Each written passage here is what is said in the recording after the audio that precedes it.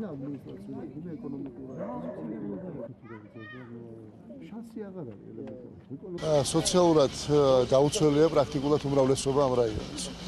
ჯანდაცვის ხელმიუსტომელობა, განათლების ხელმიუსტომელობა, როგორც ფინანსური, ასევე გეოგრაფიული მინდა გითხრათ, იმიტომ რომ ეგრეთ წოდებული ოპტიმიზაციის შედეგად ჩაშკინის რეფორმის ბევრი სკოლა დაიხურა და გეოგრაფიული სერიოზული ხელმიუსტომელობას განიცდის ეს ხალხი. არაფერს აღარ ვამბობ იმაზე, რომ წიგნებზეც კი არ მიუწვდებათ ხელი, რათა ბავშვები სკოლაში ატარონ და სექტემბერი იწყება ახლა და ეს არის ურთულესი პრობლემა, მინდა გითხრათ.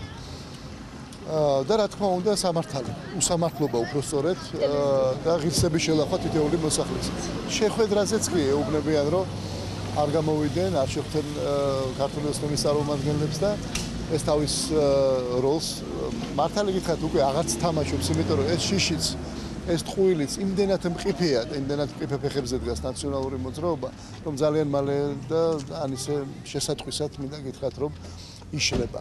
ამიტომ მიუხედავად ამ ურთულესი პრობლემებისა, მე აბსოლუტურად დარწმუნებული ვარ იმაში, რომ ხალხი ელის აუცილებლად ცვლილებას და ეცვლილება განხორციელდება არჩევნების გზით და ეს ხალხი ყველანი უკლებლივა უმრავლესობა ყოველ შემთხვევაში ნამდვილად მივადა და აფიქსირებს თავის თავისუფალ არჩევანს, თუ კი ხელისუფლება ამის საშუალებას მისცემს და ხელისუფლება აუცილებლად მისცემს ამის საშუალებას, არა იმიტომ რომ მას ამის დიდი სურვილი აქვს, მაგრამ იგი იძულებული იქნება როგორც ჩვენი საზოგადოების უპირველეს ყოვლისა, ასევე საერთაშორისო